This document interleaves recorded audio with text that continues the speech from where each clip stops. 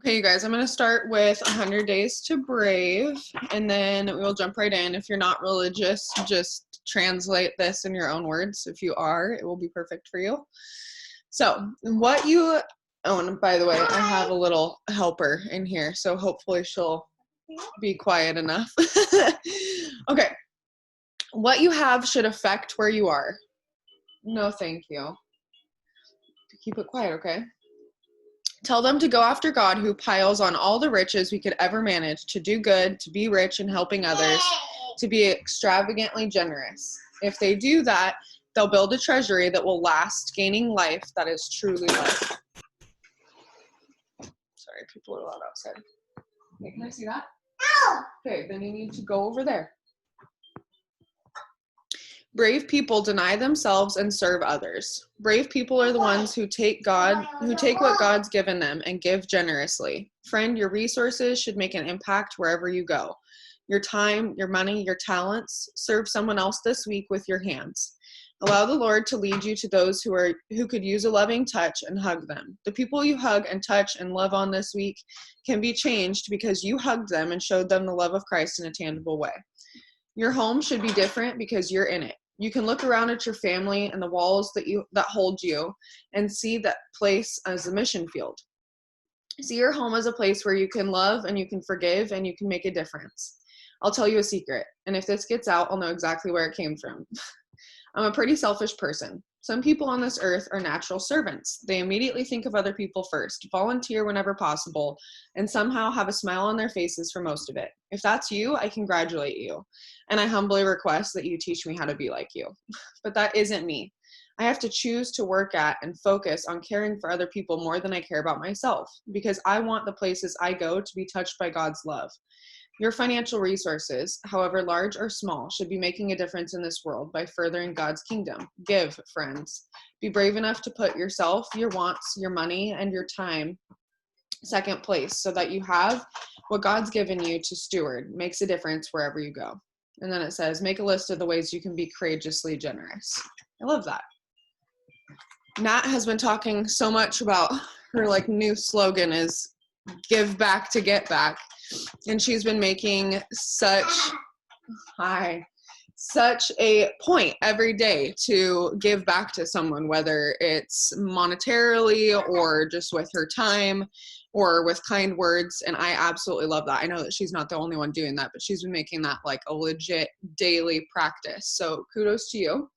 I'm definitely trying to be better about that also. I forced myself because I obviously drink our Skinny Brew and all of our coffee and stuff, but sometimes I'll go through like a Dutch line or a coffee line or whatever.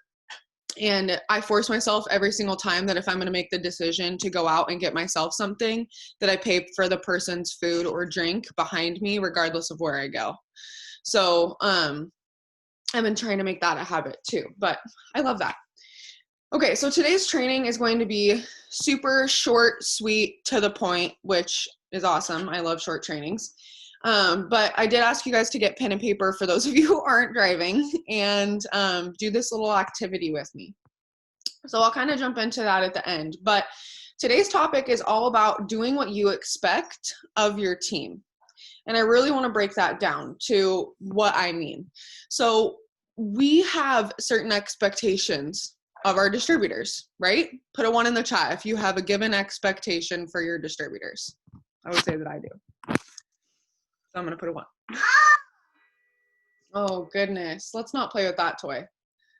Yay, I'm seeing 1s. Okay, perfect. So what I expect of my team, who is telling me that they want to promote, hang on, I need to turn this toy off. Hopefully she'll stay quiet. We'll see. She's really upset with me right now. Okay, so having that expectation of your team that if they're truly running for their promotions, that they complete their 6 list, right? And they do their self-development. If you have that expectation of your team, you have to be doing the same things. That means completing your 6 list every day.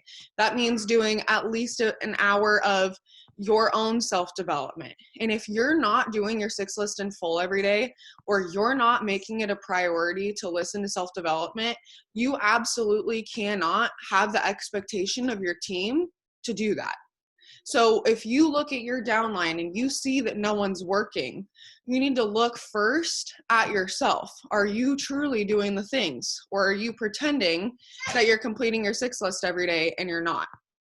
Because it's apparent. And then, are you holding your team to a higher standard than you're holding yourself? Meaning, when you look at how many HAP entries your team has, when you look at how many messages your team is sending out, when you send or are thinking about how many messages they're sending out, how many enrollments they're getting. Like, if you, I don't know about you, but I take inventory. I watch what everyone on my team is doing. I watch how many HAP entries you guys get up. I watch your enrollments, your everything. When you tell me that you're not enrolling, I want to know how many conversations a day you're having with people. And my goal always is to be the hardest worker in the room. So when I look at your guys' HAPs, I'm not looking to see, oh, who isn't getting enough up every day, who is slacking, who is not doing what they're supposed to. No, I'm looking at the people who are killing it and saying, wow, I need to step up my game. Jamie is a perfect example. She's enrolled like 17 freaking customers this month. She's on fire. And low key, I'm super jelly. I want to enroll 17 customers. So I need to step up my personal 6 list. I need to step up how many HAP entries I get, right? So are you holding yourself to the same or a higher standard than your team? Or are you expecting your team to do more than you do? You should be striving every single day, just like I am, to be the hardest worker in the room, to be the person on your team who is truly leading from the front. And then,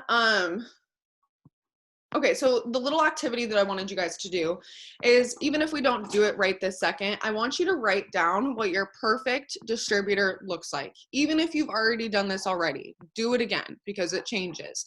What does that look like? What are they listening to for self-development? How much are they listening to? Are they posting? Are they enrolling? How many HAPs are they getting up? Like, what does the perfect distributor look like for you? And then do the same thing with a leader. What does a perfect leader look like for you? How much team value are they providing? How much self-development are they listening to? What do their enrollments look like? Are they excited? Are they fired up? Are they casting that vision over their team, right? Write down both of those. And then I encourage you to like hang them up somewhere, like put them next to your affirmations on your mirror, or have it in your drawer where your toothpaste is, so that every morning when you go to brush your teeth, you can see what those look like. And then you can put in your mind for the day an expectation of yourself to step into those shoes. We talk about all the time, and we've been having to talk about it a lot recently, because so many people are preaching that they want to go diamond, and very few, actually 2 people on this team, have stepped up to step into that role, right? So when we talk about talking on Zooms, which that's not everyone's cup of tea, so don't get me wrong, but when we talk about what a diamond leader looks like and how many people are actually legitimately stepping into that position, we have to take hard inventory of that. That is something that you need to ask yourself all the time. If I want a diamond paycheck, am I embodying a diamond leader? Am I embodying what a diamond leader does for their personal business every day? This isn't me calling anyone out. This is just simply something that you have to ask yourself. I have to ask myself this every day as a triple diamond leader. And I can tell you that my answer is no. Because if I was stepping up every day as a triple diamond leader, I would be triple diamond, right? But I know what a triple diamond does every day. I know what a triple diamond looks like and what their leadership looks like. So every single day, I make it a goal to step into that position so that inevitably I get there. So ask yourselves, especially as leaders today, what rank are you shooting for? And are you shooting for a rank that you're actually legitimately willing to step into the role of? Because if the answer is no, you don't deserve that paycheck. And I don't say that rudely, but it's just reality. We can't expect something like this. Business is equal proportion to what you're putting in. So if you're putting in that kind of leadership, you can expect that kind of paycheck. So if Mark was to literally hand you that more bonus check, would you feel like you deserved it? Would you stand there and take that check and be like, yes, I earned this? Or would you think that it was given to you because maybe you weren't stepping into that role, right? So when I get a triple diamond, yeah, when I get a triple diamond more bonus, I want to be able to look at Mark and be like, yes, I did that. I stepped into that role. I made that happen with my team, all of the things. I don't want to feel any type of way. I want to feel like I earned it. And I think that you guys do too. And honestly, I see so much potential in every single one of you. I see more in you than you see in yourselves. And the second that you have that belief in yourself, the second that you put that work in, you guys will get there. But you have to first, and that's why it's on the push yesterday and why it's going to be on the push again today, is what is the belief that you have in yourself? Are you self-limiting to a Ruby leader? Are you self-limiting to a basic distributor? Or are you forcing yourself to level up to become that diamond leader that you so desperately say you want to be? Right? And a huge piece of that is looking at what your expectation is of your team and what your expectation is of yourself. So, like I said, super short training today. I really encourage you guys to draw those out. I'm still working on, I know we talked about the other day, like drawing out what, like I said, mine was going to be a friend for this week. So yours could be a wife, a leader, a mom, whatever it is, and drawing out the same kind of thing, just like I asked you to do with the distributors. Like, what does a perfect friend look like? And just trying to be that person every day. So make sure that you guys are taking self-inventory and just looking at where you're at and where we can all improve, because none of us are perfect. And I will say that, like, from the get-go, I'm the farthest thing from perfect, you guys, but I do work every single day to be a better version of myself. So all we can do is try and be better than yesterday. And what I want you to know too is when you look at where, when I talk about stepping into that diamond leader, if you haven't decided to do that yet, that is okay, because you can make a choice at any time to do that. So I really want you to understand that this is so on you. This is so on you to decide where you want to go in this company, where you want to take your team, what you want your paychecks to look like, and then decide how serious you are about going for that, you know? So that's my 2 cents for the day. I love you guys so much. I'm going to stop the recording.